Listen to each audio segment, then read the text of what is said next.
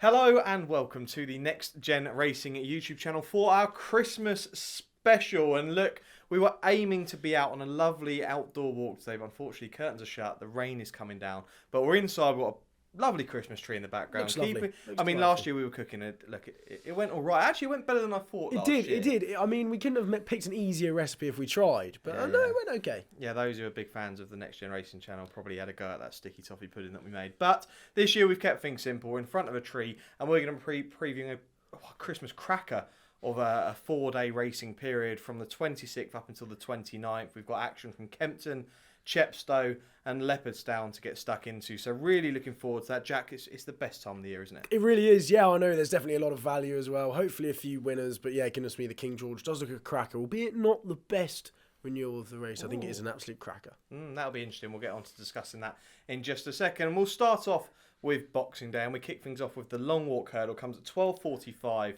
from Kempton. This is the rearranged long walk hurdle. Obviously, this was meant to be run at Ascot on the day that got called off due to frozen ground. It's a grade 1 here. Betting currently looks like this. We've got Champ at 5-2, Miranda 3-1, Paisley Park 7-2, Goshen is currently 5-1, Botox has 13-2, and Not So Sleepy at 14-1. Now, we were desperate to preview this race that week that obviously we had the frozen. We decided not to put the preview out. Obviously, we had no racing in the end. And we all know I'm a big fan of Gary Moore, and we all know I'm a big fan of Goshen. Now, everyone would probably be expecting me to be putting this horse up, but look, my heart would love to see Goshen win it. Don't get me wrong. But I put Botox has up at 66-1 on our Next Gen Anti-Post series for the Stayers Hurdle, and I've got to stick with him here. I think this is a massively improving horse. 13-2 currently at the time of filming. That Haydock Stayers Handicap Hurdle, I think, could work out to be really nice. I know you like the second in that. You'll probably mention that later on in the preview. Jockey bookings might be interesting here because obviously Josh, not riding anymore. Yeah. We've got Jamie, who you'd be shocked if they both go. You'd be shocked if he comes off Goshen, being totally honest, and obviously favoured in the market. But does our good friend Niall Houlihan get the ride, or Carolyn Quinn could potentially be the other? I mean, that would be massive for a £7 claimer like him, but we'll have to wait and see. But look, Botox has, I think this horse got massive improvement in him. I think 13-2 is a fair price. I actually think that Goshen could be a big danger as well. He's the kind of horse, Goshen, where I now feel just let him go. You don't want to touch him. The more you touch him, the kind of worse it gets. Just let him bowl along out in front potentially, and you might end up getting a winner with him. But it's the top two in the market. I mean, they're not really the top two. You've got Miranda in there as well. But the old boys, Champ and Paisley Park, they threw up an absolute thriller at Newbury, didn't they? What do we make of those two, and who are you going to be with in the race? Yeah, I think you have to respect both of them. I think at Newbury, of course, it was a great renewal of the race. But I just think instead of being at Ascot, being at Kempton, it completely changes the complexion of the race. I don't think it's going to be an out-and-out staying contest. I think it's just going to suit a younger, improving horse. Of course, you've got Miranda, who you said who beat Molly Ollie's Wishes and Martello Sky. I'm just not too sure about Miranda. Of course, it was over course and distance. She travelled delightfully, jumped very well, and saw the race out in good style. I just don't think the form, there's much substance to it. I know the time on the day was actually quite respectable, but Martello Sky, Molly's Ollie's Wishes, they were competing in a listed race on their subsequent on their run. Prior to that, I just don't think that the form has too much to it. And I think at 9-4, 5-2, 3. What do you say the price of Miranda is now? No, well, look at it. Well back 3-1. Looking at the betting. 3-1. I think it's just probably a point or two too short for me. I think Champ going from the front again. If he does, he was very exuberant last time out in Newbury as well. Funnily enough, he's actually the most unexposed hurdler out of everything in the field, which I think was quite funny at the age of 10 still. Miranda has 16 runs over hurdles, and I just thought it was quite interesting to see the Champ is actually the most unexposed hurdler of the lot. I mean, it feels like he's been about for God knows how long. So I think if Champ did drift to kind of like 3-1, 7-2, I think he'd probably be the play here. I still think he has somewhat of a turn of foot, more so than Paisley Park, who's definitely going to be staying on at the line. As we know, Goshen, I'm probably going to leave. I think he's probably going to get a bit worked up, a little bit overexcited. Don't know if he's going to be able to settle. You got Not So Sleepy in there as well, stepping up to this trip. May take Goshen on for the lead, potentially. Or you'd probably expect that. Maybe, but I think Champ's probably going to go from the front again after Newbury. I think, it is definitely. I think they'll probably try and dictate it from the front with Champ. But I think, as you said, Botox has. The one worry I have with Botox has is going right-handed. I mean, I think only 2 of his runs have been going left-handed. Yeah, and 6 of 12 and 12 of 17. Exactly, both at Ascot. I know he wasn't the hurdler he quite is now, but I just think going left-handed, we see how well he stays at Cheltenham as well, and at Haydock, of course, last time out. So I'd just be a little bit tentative as going to right-handed, because, I mean, even when he won at Haydock, he kind of was about 2-3 wide of Get a Tonic, but then ended up pretty much on the rail. So I think he's probably going to edge left slightly, which may hinder his chances somewhat. But I think at 13-2, Botox has is the play. But if not, I think Champ will pick up the pieces. Okay, big mentions for Champ and Botox has there by Jack. Botox has, yeah, I agree, the right hand in maybe the issue. And you probably find that this horse might go back to the national spirit at Fotwell, going on to the Stayers Hurdle at Cheltenham. I'm sure that's the Do you plan. think he's actually going to go to the Stayers? Do you think do. he will? I do. I think this horse is massively improving, and I'm quite excited by him from the Gary Moore yard, who have got some excellent horses over the Christmas period. More to come on those later on. Right, moving on now to the Quarto Star Novice Chase at 1:20. This is a Grade 1, and we've probably got some of the best staying chasers in Britain in this race. We'll discuss that in a second. The betting currently looks like this. McFabulous is 6-5 favourite. Ballygriffin Cottage is 11-4. Gelino Bello 7-2. Time Hill is 6-1. Gallier des Libeaux is 10-1, and Mortlac is 33-1. Good challenge with some of these French names. I'm sure there'll be plenty of them during the preview. Now, I've mentioned there that potentially we have probably 3 or 4 of the best 3-mile chasers, novice chasers in Britain. Can you agree with that? Yeah, I'd say so. Would you say this race involves those, or do you think there's something else in Britain that could be better over 3 miles as a novice? No, I'd say you're probably bang on there. Okay, right, so who wins it? I think McFabulous is still a decent price at even money. I think on paper, Ballygriffin Cottage probably has the edge on form. I don't really like the piece of form with Time Hill. I know Time Hill's coming back here. I don't think he really jumped very well last time out against McFabulous. I think Ballygriffin Cottage getting the better of Beauport. Yeah, Beauport made a couple of horrible mistakes last time out at Haydock, but I think Ballygriffin Cottage, he just jumped beautifully into the race, and I think the further he went, the better he is. But he just looks like he's going to stay, and I don't know if this 3 miles is going to suit him. National Hunt Chase horse. Exactly. Right. I think he does look exactly like a National Hunt Chase horse. I think 3 miles 6 could be perfect for him. He's a big galloping type, and he's just going to gallop and gallop and gallop. And as you saw last year in the Quarto Star, when Brave Man's Game picked up a Hoy Senora, there was a turn of foot there, and I don't know if Ballygriffin Cottage quite has that turn of foot. I think McFabulous does have that turn of foot, and I just think the race is probably going to be suited very much to McFabulous. I don't think he's actually a better horse than Ballygriffin Cottage. I just think this race is perfect for him. Gelino Bello is really interesting. He just obviously has been seen in a 3-runner event and a 2-runner event, and if you look at City Chief, pretty much sprawl on landing and then get up sides, and then of course, I mean, it was 29 lengths in the end, but he also does jump right. So if Gelino Bello's jumping can tighten up a little bit, I think we could have a really good 3-way go down at the finish. But I just think McFabulous, this race is just teed up for him. Yeah, you've kind of summed up really well there. I describe McFabulous as a flat track warrior. We've seen that in his hurdling days, and we know who won this race last year, Brave Man's Game. Could we potentially be seeing a King George contender for next season in McFabulous in a year's time? We'll have to wait and see. Ballygriffin Cottage is really interesting, like I say, beating Beauport, who ended up winning the Colin Parker, which was quite a good win for Beauport there. So, Ballygriffin Cottage has beaten a nice horse there. The form has looked quite good, but I agree with Jack, this could be a National Hunt Chase type. And Gelino Bello, you don't really know exactly what we're going to see from this horse in a bigger field as a novice chaser. We'll have to wait and see. But I think, look, it's not a great price, 6-5 at the moment, but I think Jack and I are both going to be with McFabulous in the Quarto Star Novices Chase. Right, moving on now to a race that we probably won't be spending much time on. It's the 1:55, the Ladbrokes Christmas Hurdle. This is a Grade 1 over 2 miles, and Constitution Hill is your 1-5 favourite. And that's probably all that needs to be said, really. We're just going to see him turn up and strut his stuff once again, aren't we? Yeah, hopefully. I don't think this needs to be spoken about, as you said. I think hopefully Constitution Hill will be able to do it in good style. Is there any value without the market favourite? Without the favourite market? I don't really think so at the moment. We don't exactly know who's definitely going to go there, so it's hard for us to kind of see without the favourite. But no, hopefully we can sit back and enjoy Constitution Hill at its best. Absolutely, couldn't agree more. I mean, a lot of people might be playing on the fighting fifth form and hoping that Epatante is the one without the favourite. Might not be the best price in the world, but looking forward to seeing Constitution Hill strut his stuff once again in the Christmas Hurdle on Boxing Day. On to the big feature now on Boxing Day. It's the Ladbrokes King George VI Chase. A fantastic looking race. Jack described it as not the best renewal. We'll get his opinions on that in a second. But let's look at the betting for now. Currently we've got Brave Man's Game at 15-8. Long Pressed is 2-1. A lot of money come for that during the week. Hitman is 11-2. Envoy Lens 7-1. 16-1 about Royal Pagayan. 18-1 and bigger about the other 4. So, on ratings, not the best King George, but do you think this is actually a good race moving forward? Could we be seeing some proper, other Grade 1 types in here? Or is it just about one horse or two horses in it? No, I think so. I think you're completely right. I think for the future of this season, I'd really like Lompress to win it, because then, of course, his Gold Cup credentials go twofold, threefold. He has a lot to prove, I think, at Kempton going right-handed. Most of his form goes left-handed. He has a tendency to jump left when he goes right-handed, but will his class just pull him through? I mean, we've seen it in the past, and it may be able to over this sharper 3 miles on a flat track. So, no, it's a brilliant race. I mean, Lucinda Russell's chosen to send Ahoy Senor here. I thought I had to start with Ahoy Senor. I mean, where else could I start?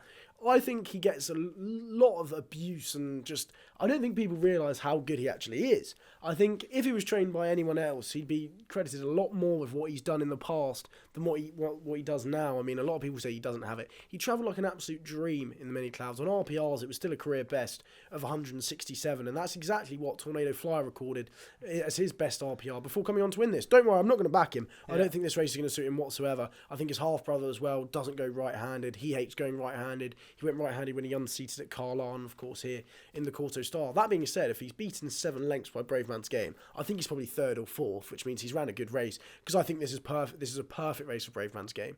As you said, as we've been talking about, this is his Gold Cup. I think everything is going to suit perfectly here. I mean, I know he's had a relatively long break from the Charlie Halter here, which is slightly longer than horses who usually win this actually have, but I just think the way he jumps, the way he showed a turn of foot here last year at Kempton, he's got the core form in the bag. He jumps lovely. I think he's going to be able to pick it up 2 out and go and show a nice turn of foot and put this to bed in good style. I think Brave Man's Game at, what price is he now? 15 to 8. Yeah. I think that's still a very good price. You've got the likes of HITMAN in behind. I don't think HITMAN's a proper 3-miler. I know you do like HITMAN. I think they should probably keep him at 2.5. Envoy Allen's an interesting one, of course, very unexposed at 3 miles.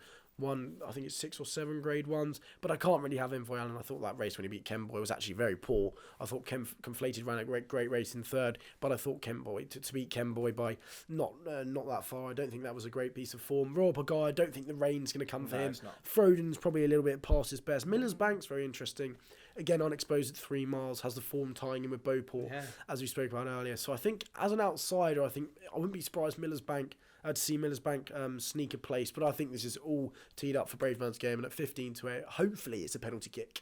Okay, interesting. A lot of people with regards to Brave Man's Game after his win in the Charlie Hall were saying about the horse's ability when he gets into the front. Does he do enough? What does he find off the bridle? I can see why that was questioned at the end of that Charlie Hill. I can see why people have made that point, and for that reason I am going to be taking on with my beloved HITMAN. And you said that this horse doesn't want 3 miles, and I actually think this horse wants 3 miles now. I really do. I'm a massive fan of this horse. Now, the one thing you say about this horse is potentially does this horse like a battle. Look, we've seen this horse in plenty of battles and looked like he's going to go and win the race, and hasn't quite happened. He's the horse that likes to finish second. I won't pull out the Paul Nicholls Tingle Creek story, because I think I've done it about 4 times on this channel. But I know he loves this horse, really does. And Sam Twiston-Davies getting the ride in the same ownership colours, same connections as Clanders Over, which he won this race on a few years back. So it is really interesting. That is not a put off having Sam Twiston-Davies on this horse one bit. Frodon probably is going to try and make all like he does. I mean, he's probably going to him and a hoist and you're going from the front. Yeah, I know. Yeah, it's going to be fascinating. And Bryony Frost saying, look, don't write off Frodon at all. And I know Tom Siegel's a big fan of this horse and put this horse up anti-post for this race. Long Press, I don't think. I mean, this horse could win this. Like, don't get me wrong, could jump them silly, because I think he is the best jumper in the game at the moment.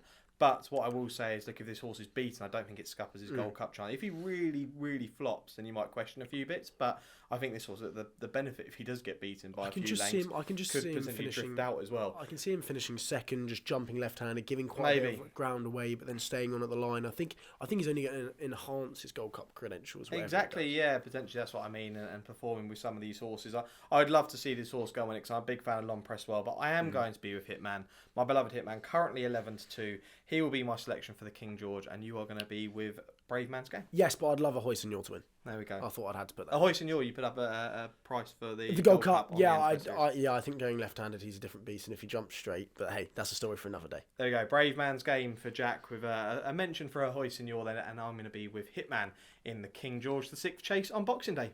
Right, on to the 27th now. And before we get on to the 27th, let's have a little bit of Christmas chat. I want to know what your most overrated Christmas food is at Christmas time. Like, at the dinner table, Christmas dinner comes out. What is the most overrated part of a Christmas dinner? I'm actually going to go with not the main course. I think Christmas pudding is rancid. Horrible. It's It horrible. is horrible. It's disgusting. Yeah, that or Brussels sprouts. But the way Brussels people sprouts. like Christmas puddings, I just think it's just go for a pavlova or something. Why do you need that? It's a horrible dessert. Let us know down in the comments what you think of Christmas pudding. It might be controversial. I don't think it's controversial. I don't like turkey. Right? It's not I don't like turkey. I'd rather have like a piece of chicken. I find it more moist, more flavoursome. I actually just think that turkey is an overrated meat. We only eat it because it's Christmas, because it's tradition. I just don't agree. It has to be lathered in cranberry sauce for me to actually enjoy it, to be totally honest. I can't believe what I just heard. Honestly, Anyway, turkey. scrap that. Yeah, let's get on to National. the racing, shall we? We'll head over to Chepstow for their big Welsh National meeting. One of my favourite meetings, this. I really enjoy this on the 27th. It's the 250, the Coral Welsh National Handicap Chase, a Premier Handicap run over 3 mile, 6.5 furlongs. Let's get into the betting then. Looks like this. We've got Quick Wave at 9-2, the Big Dog 7-1, the Galloping Bear is 15-2, Ask Me Early 9-1, 12-1 about Pat's Fancy, the Big Breakaway and 3 under through 5 are 14-1, and then we're looking at 16-1 bar these. Right, I really like one in here, and it's Move the Chains for the Gary Moore team. Once again, me supporting them. But I have had this race in mind for the Gary Moore team for quite a while, because I did say to you that I liked a horse called Fullback in this race, who was initially entered, now out of the race. But Move the Chains stays in the race. I was worried that this horse might not get in. Does sneak in. Now, this horse, since joining Gary Moore, was an 82 rated horse. Has now shot up to a rating of 128, which is a hell of a performance after 5 runs for the Moore stable. It's a £46 rise in the weight. Now, carrying 10 stone free in this race or 4 wins on the bounce. I like it when horses have won this many on the bounce. The worry is that, look, when do they stop? When does that weight kind of hit them? But this horse just seems to absolutely love winning. I was really impressed by this horse, especially on soft ground. I really like seeing this horse on soft ground at Lingfield. Looked really, really impressive, and I'd like to see this horse go really close. I think 25-1 of that horse is massive. I really do think that he'll be hitting the placing. The other one that intrigues me is Trucker's Lodge at the same price of 25-1. This was third last year in the race, carrying 10 stone 10. This year, 11 stone 2, but Freddie Ginger will take off £7, and he's a fantastic rider. I only rode a couple of winners the other day, a guy who's going to go places in the future, but there's nothing to scream about on his form during the year, but you know this is his big race each year for Trucker's Lodge, and I would be surprised if he's not staying on at the end. Quick Wave, definitely a worthy favourite. I was really impressed by the way this horse quickened up in the London National at Sandown. Straight to the line, hit the line really hard, and look, whether that, I think it's a £9 rise for that horse, whether that can stop him, I don't quite know. But look, Quick Wave 9-2, a worthy favourite, but I'll take on 2 at big prices. Move the Chain to 25-1 and Trucker's Lodge. What about yourself? Yeah, Quick Wave, as you say, for all the reasons you mentioned. I mean, we were both there at Sandown that day. I mean, that London National, I mean, he was so well handicapped, it was ridiculous, wasn't he? I mean, he probably had £15-20 in hand, and he could just go and win, but he's 4-1, 9-2. He's priced into the market quite well. If he was 6-1, I'd probably fancy him quite a lot, but at 9-2, I'd probably say you can let him pass. And there's one at a big price who is screaming out at me, and that's Grumpy Charlie, who is 40-1 at the moment, who is still relatively unexposed, 7-year-old, only had the 6 runs over fences. He's kind of bombed out his last 3 runs, but I mean, he did last time out on seasonal reappearance, but he did last year on seasonal reappearance before pretty much bolting up at Newbury, won by 4 lengths, beat Fern Hill, who was progressing, now rated 140 that day. And I just think after a break on his second run back, he's off 135. He won that race at Newbury off 137, and he's definitely unexposed over this distance. So, I mean, it's only his 7th run over fences, and if he does take a step forward, I think he could be potentially well handicapped. He has showed plenty of promise in the past. I mean, he was a no-show in the Ultima, but maybe, just maybe, at Chepstow, he has form at Chepstow over hurdles, over 2 miles, which I think is somewhat of a benefit, albeit, I mean, he did bomb out when last of 5th last year in listed company, but I just think of 135, I think he's probably a little bit well handicapped. So Grumpy Charlie at 41 will be the one for me. Wow, big price. There we go. A few big prices in the race. Jack and I are both in agreement that Quick Wave is a worthy favourite in this race, but Grumpy Charlie at what, 40-1? 40-1. 40-1 for Jack, and then we've got Move the Chains and Trucker's Lodge at 25-1 for myself in the Welsh National.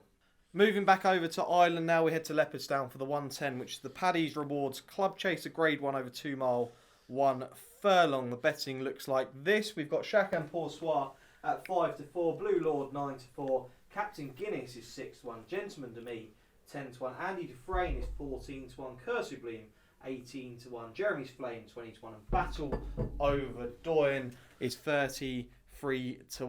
Now Chacun Pour Soi, this horse here, I was watching up in the ante, obviously working at the Racing Post. I get to watch it every week. Nice plug. Yeah, no, lovely plug. Yeah, check out Up in the Ante.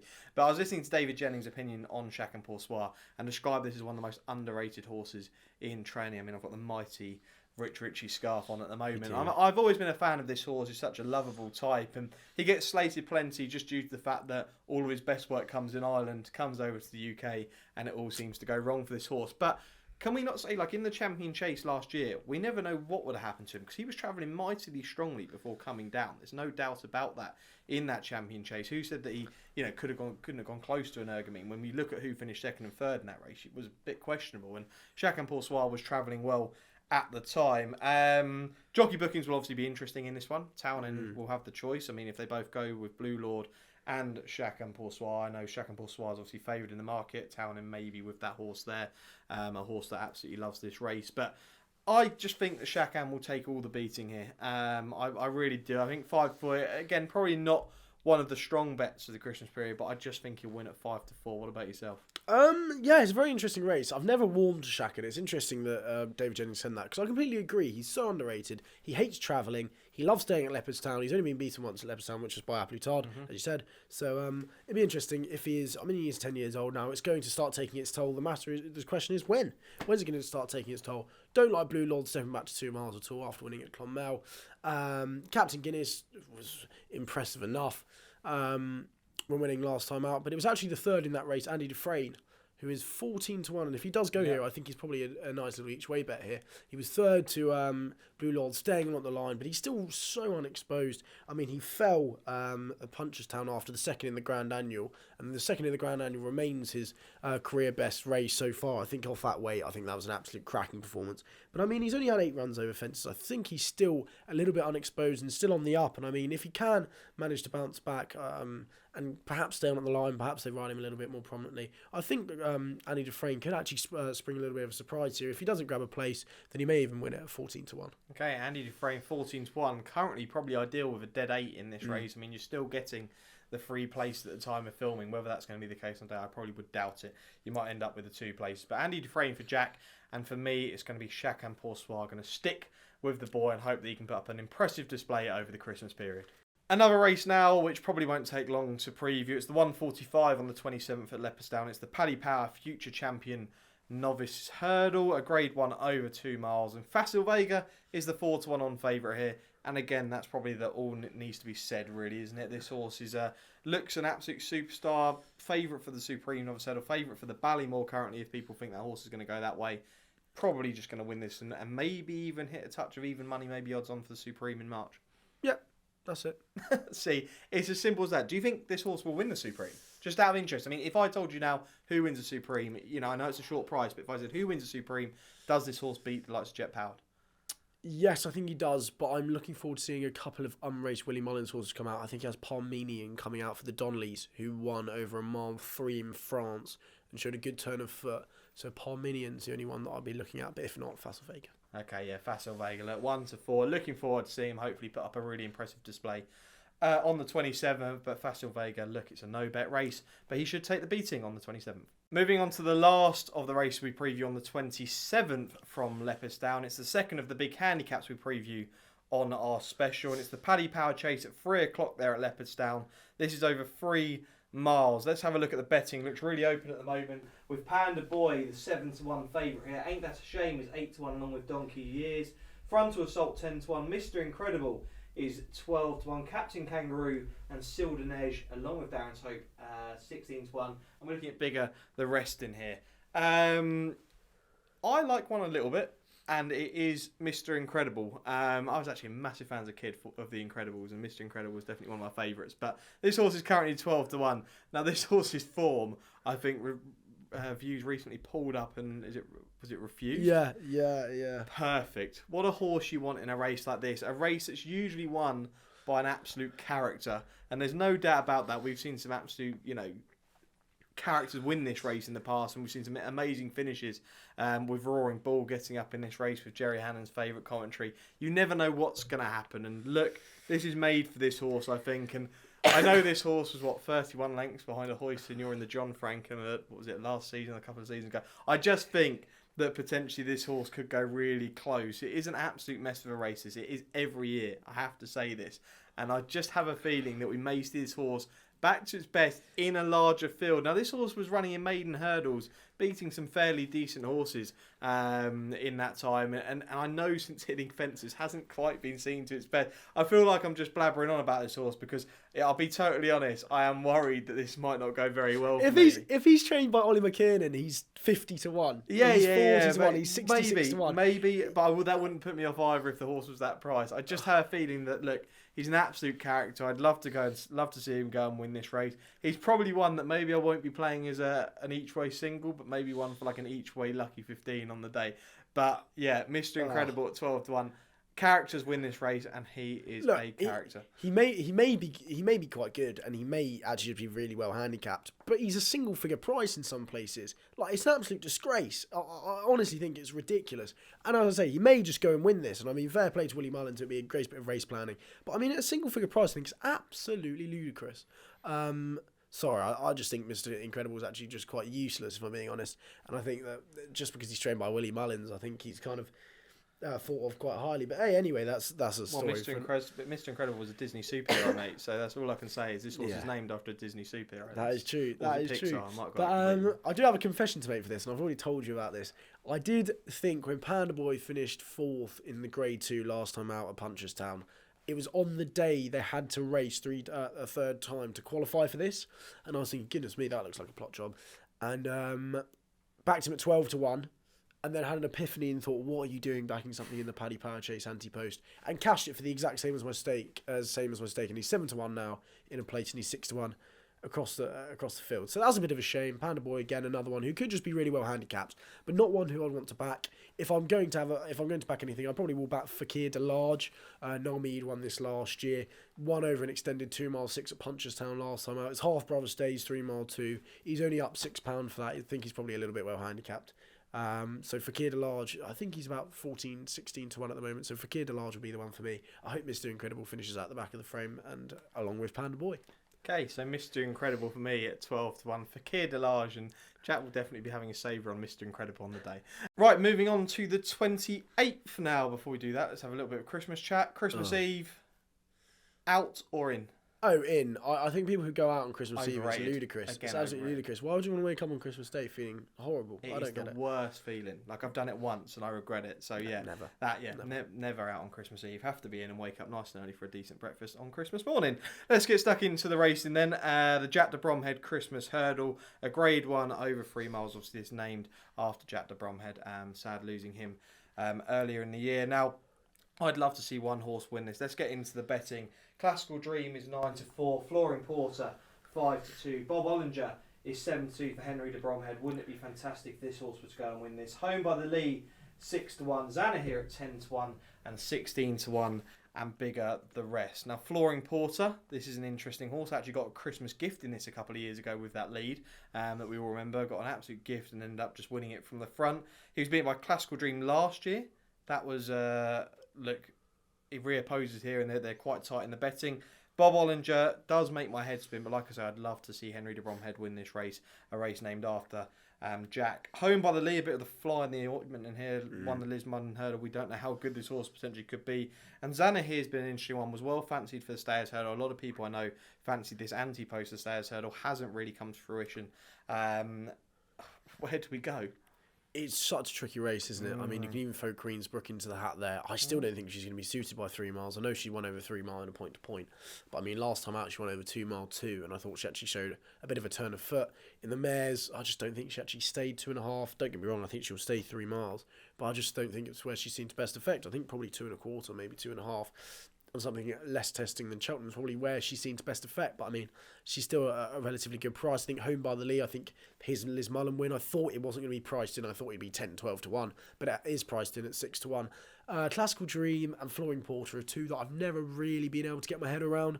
Flooring Porter has been on the end of some unbelievable Danny Mullins rides, some Danny Mullins trickery, and he just seems to have a hiccup every now and then. I'm never on the right side of him. I haven't been on the right side of him for either of his Stayers Hurdle wins. Classical Dream, likewise, he just seems like a bit of a nutcase, and I've never backed him once. If he went and won by 10 lengths, I'd love to see it just to throw his hat properly into the Stayers Hurdle ring. Irish Goshen, I call him. I like that. Yeah, the you Irish like Caution that? Yeah, yeah. doesn't hang as much, but I mean, he's Yeah. just Just a not character, there. yeah, not all this. But I'd love Bob Olinger to win this. He Oh, travelled an so absolute dream. I think he went 10-1 on in playing the Liz Mullen. My only doubt is I don't know if there's actually a physical problem there. It looked like he kind of curled up and he looked like he almost lost his action a little bit in the Liz Mullen, and he just didn't have any kind of stride on him. I mean, he was kind of plodding along at the end when behind home by the lead, but he did travel delightfully. And if he is the Bob Olinger of old, I think he could win this and properly throw his hat into the ring for the stayers. I'm not going to back him at 7-2 because I think he's probably either going to win or blow out. But I'd love to see him win it. It's not a strong betting race, but definitely a good spectacle. Yeah, absolutely. And look, I've always said on this channel that I don't like backing horses who have had a few niggly problems, had a fall and haven't quite recovered. And Bob Olinger is that horse, but like I said, I would love to see this horse win. Not just because I think Bob Olinger, look, I'd love to see the Bob Olinger of old, but also for Jack the Bromhead and Henry, it'd be so nice to see on that day. What a Christmas gift that'll be for them. I think Flooring Porter, for me, may be the one to beat, a horse who definitely comes on from run to run, seems to get better and better as the season goes on, Flooring Porter, and still probably a worthy favourite for the Stayers Hurdle in March. Classical Dream, you never know what you're going to get. Like you say, it could be absolutely anything. This horse could go and win by 5 lengths or be right out the picture or unseat a rider. You never know what's going to happen. So look, a race that I'm going to be leaving alone, looking forward to watching it, but I am going to hope that Bob Olinger goes and does the business on the 28th. On to the final race we preview on the 28th then from Leopardstown. This is the Savills Chase, Grade 1 over 3 miles. Let's look at the betting with Gold Cup winner A Plus Tard, 6-4 favourite. Conflated is 7-2. Statler is 9-2. Galvin is 5-1. Kenboy 10-1. 12-1 about Manila Indo. Envoilen probably not going to be turning up here at 16-1. Fury Road also 16-1 and 25-1. And bigger the rest. I'll be with Conflated here. I really will. Now, this horse actually took a big drift in the Ladbrokes Champion Chase. I think on the day the horse was close to being favourite and took a really big drift on the day, which kind of suggested to me that someone was saying it needed the run, but still ran an absolute blinder in that race. I have to say, I was actually quite impressed by the way this horse ran. I think he's going to come on massively for that, I'd say. Absolutely massively. We've got to remember this horse was going to be probably a clear second in the Ryanair before falling. There's no doubt about that. And then was beaten by Aintree Lover, Clanders Ovo in the Aintree Bowl. Came second there. There are question marks with the favourite, of course, being pulled up at Haydock in the Betfair Chase. I never like backing horses off the back of that. I can't say for me that this is a good favourite because I'd have to see this horse come back. If this horse then went and won this race, the next time out, I could probably say, I like this horse. I give him a mass chance. But I just can never do it after a horse has had a run like that, especially at this level. Statler could be anything, couldn't he? This is the fly in the ointment because we haven't seen this horse since the National Hunt Chase win. I know we saw Galopin de Champ the other day perform to a really good level. Obviously now 7-4, which I know you're massively against for the Gold Cup in terms of the price level of that horse. But could we see another one being thrown in to the Gold Cup mix with Statler if he were to turn up here? Yeah, maybe actually. Yeah, I mean, he used class when he won the National Hunt Chase. I mean, as we've spoken about, the National Hunt Chase isn't what the National Hunt Chase of old was. I mean, you have these classy young chasers coming through, going to that to prove they can stay before making themselves Gold Cup contenders. I mean, Galvin, who's also in here, did the exact same last year. I mean, Galvin, of course, Galvin won this last year? He did, didn't he? Galvin won this last year. Oh, yeah, it was a cracker from Davey, wasn't it? He came 2-3 wide. But no, Statler, I wasn't too impressed with his jumping, though. I don't think he looked like a proper Gold Cup horse when winning the National Hunt Chase. If he does go and win this fair play, as you say, it's an interesting race. I won't be having a bet in it, for sure. A Plus Tard, I mean, let's not forget, he was a runaway winner in the Gold Cup. He was going away at the line. I hate the thought that he's bottomed out. I really don't like that saying that someone's bottomed out. I mean, you look at Surname and Altior. Did they just bottom out or did they just kind of lose the love for the game? It's interesting. It's hard to know. We'll never know. I don't think he has bottomed out. I think he was travelling okay. Something just didn't seem right on the day. I think someone said there was an allergic reaction or something, but I'm not going to use that excuse whatsoever. He's 6-4 though. Pretty short. Conflated, as you say, that was a really, really good seasonal reappearance. Don't think the race was all good, but I think as seasonal reappearances go, for Conflated, who notoriously needs to run, I think that was a brilliant seasonal appearance. I do think he'd probably win the Ryanair next year if Allaho doesn't go, interestingly enough. I know he's very capable over 3 miles, but I think he'd probably win the Ryanair over 2.5. I don't think there's too many contenders other than Allaho there who could possibly go to the Ryanair. So I think Conflated probably would win the Ryanair. But I think Absolute is probably the one to beat. Am I going to have a bet? No. Hopefully Conflated and then both have a ding-dong battle to the line. Sorry, that's not very insightful, but it's just definitely a sit-back-and-watch race for me. There you go. Sit back and watch for Jack. I'm going to be with Conflated at 7-2 in the Savills Chase. Looking forward to that one on the 28th. Right. Moving on to the 29th then, we look at the Neville Hotels Novice Chase from Leopardstown. This over 3 miles, and the betting looks like this. Currently, Gail de Manil is 6-4 favourite. Manila Crooner 3-1. Jerry Colomb is 4-1. Free Sharp Live 9-2. Hollow Games is 8-1. Mighty Potter 12-1. Frontal Assault is 14-1 and 20-1. But these. Now, I know you, before we came on air, said that you've got one in this that you're a big fan of and potentially a big fan of moving forward. And a lot of people have been a big fan of this horse moving forward for the National Hunt Chase, but you may be in a difference of opinion, potentially? I think Gail de Manil, I know he'll stay in the National Hunt Chase strip, and I know that's always been the plan. But it wouldn't be the first time that Willie Mullins has rerouted one of his horses, as we see literally every year. And it wouldn't surprise me if he went to the RSA instead. I just think his recent reappearance behind Mighty Potter, I think it was really impressive over 2.5 mile trip that is definitely insufficient for him. I think the step up to 3 miles is going to be absolutely perfect. Jerry Colomb, I think, would be the big danger, but he's probably not going to go. He's probably going to the Forheen Novice Chase on Boxing Day against Kilcrut. But I think Gail de Manil, I mean, it was such an exciting reappearance. He's still obviously a maiden over fences. I just think 3 miles 6 may not... I don't know if it will suit less, but I just think in a year where there's such an open RSA, I don't know why they'd probably choose the National Hunt Chaser over the RSA unless they have something else for the RSA.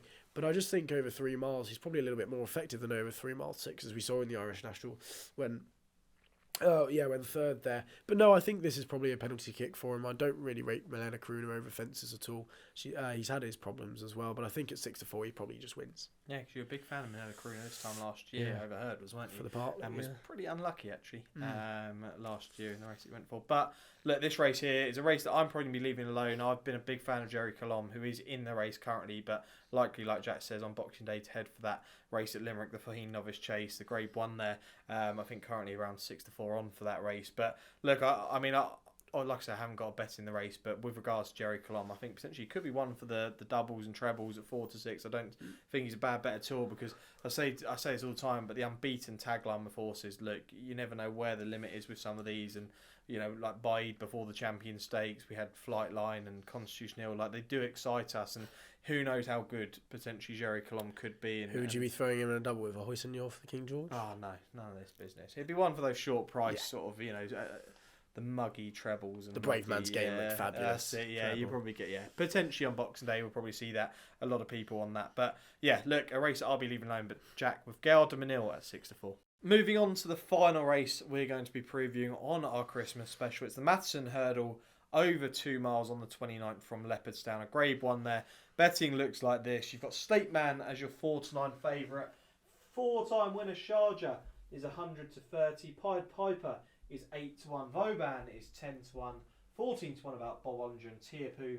And then we're looking at 20-1 and bigger about the other 3 in here. I know we've had Constitution Hill and Facile Vega as the real shorties on this preview. State Man, another real short price favourite in here.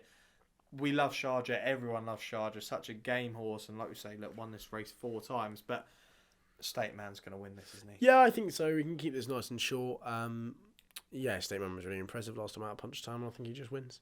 How much of a chance do you give this horse against Constitution Hill in a champion hurdle at this stage? Not much. At this stage, it is hard to know. I don't know if Constitution Hill should quite be 3-1 on for the champion hurdle.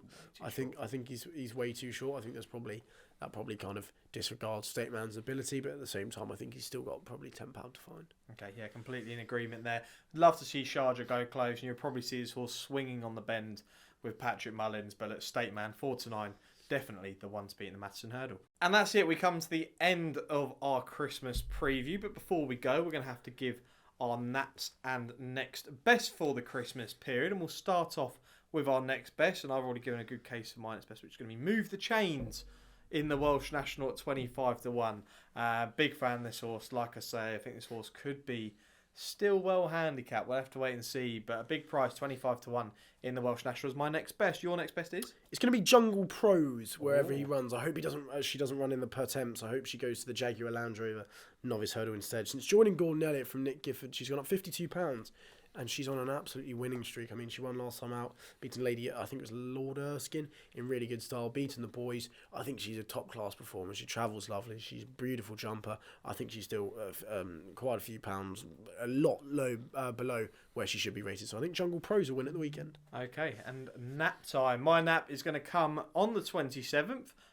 Same day and same race course as Move the Chains. It's going to be in the Coral Juvenile Finale there. A race that was last year won by the late Porticello for the Gary Moore team. And in the same connections, it's going to be Perseus Way in here. 5-2 currently now. Scriptwriter is in this race. And Scriptwriter obviously beat this horse at Cheltenham towards the start of the season. Then Perseus Way came out and won against a much weaker field. But you'd have to say that race at Cheltenham, Perseus Way probably did everything wrong in that race. Plenty wrong. Did exactly what you'd expect from a Gary Moore juvenile on first start. Very cheeky. Jumped a bit poorly. Head carriage was everywhere. But looked a lot better when winning the next time out. I think could get the better of Scriptwriter. If you run that race at Cheltenham again, I actually think that Perseus Way would get the better of Scriptwriter. And Scriptwriter is a you're good on commission horse. for the owners, by the way. That's a nap and next best don't for the same connections. Probably just for the trainer, to be honest. I give that I give him plenty of mentions on this show. But yeah, Perseus Way 5-2. That is going to be my nap. I mean, you could double that up with another juvenile hurdle race over the Christmas period. It'd be Lossiemouth, who I think Lossiemouth could be one of the best or better juvenile hurdlers I've seen in recent years. So yeah, that could potentially be a juvenile hurdle double. But I'm just going to stick with Percy's Way at 5-2 as my nap. Your nap? I think the race is absolutely perfect for him. I think he's going to show a lovely turn of foot. I think he's going to jump them silly. I don't think Lawn Press is good enough, and I think Brave Man's Game is going to win the King George at 15-8 is my nap of the Christmas period. What a risky nap. I mean, look, it's a short price than what last year? Tornado Flyer last year at a huge price, and everyone remembers that. Did that one go in your bio? It didn't. No, it didn't. So only I sold myself short as well. On the exchange, he was 40s. I only said 28s. You should tip him up on the exchange. We should have done that with all our selections. We've probably got big prices. Just get on the phone. There we go. But Jackson will be a Brave Man's Game as his nap on Boxing Day there. And look, it's going to be a fantastic Christmas period. Like we say, there's plenty of sport, not just horse racing. You've got the darts. You've got the football. There's so much to get stuck into. So, look, if you are having a bet, obviously be sensible. Like, there is plenty to get stuck into, like we say. But, you know, just make sure that you bet carefully over the Christmas period. What's your plans during Christmas with the family? What's going on? Yeah, so with the family all Christmas, Boxing Day down where we're from anyway, they have a pram race on Boxing Day. Fantastic day out It's there. unbelievable. First time it's been on for 3 years ago it was now. So yeah, looking forward to that. Settle in the pub and watch the racing. Okay, I'm going to be, Christmas Day, I've got plenty around here. We've got 9 people around here on Christmas Day, so Mum's going to be very busy cooking a big Christmas dinner that day. Not you. Oh, no, I will. I'll be doing my bits. Okay, I'll be doing bits. I've been making cauliflower cheese. You saw that before we came on air. So, Lovely looking cauliflower I'm cheese. getting everything. Probably just freeze that, get it ready. I was just too stressed on Christmas Day. And then Boxing Day, where am I? I'm going to be at Fontwell Park Racecourse for the racing. And noticing that Givega holds an entry in the novice hurdle at the start. I don't know whether that horse is definitely going to go, but a horse that's very exciting for the Gary Moore stable, up there with Authorised Speed. I know they hold this horse in very high regard for Ashley Head, who's had some really nice horses, including Champagne PF, who we haven't mentioned for plenty of time. Didn't actually run this season, by the way. No, PF, he didn't. Speaking to Niall, Champagne PF is still in training, so maybe next year we'll get some him runs. for a novice hurdle. Oh, maybe. Who knows? We're not doing that again. No, Remember we moved the market for the Triumph last God. year. We're not doing that. I can't believe that. Yeah. But look, fantastic. We're really looking forward to Christmas. Jack and I are going to be back probably just before New Year's. I'll probably say the 30th of January because we've got the Challow Hurdle Day from Newbury, and then we've obviously got Cheltenham on New Year's Day. So really looking forward to that. But Jack and I just want to say we wish you a Merry Christmas, and we'll see you on the 30th of January. Thanks for watching. Bash.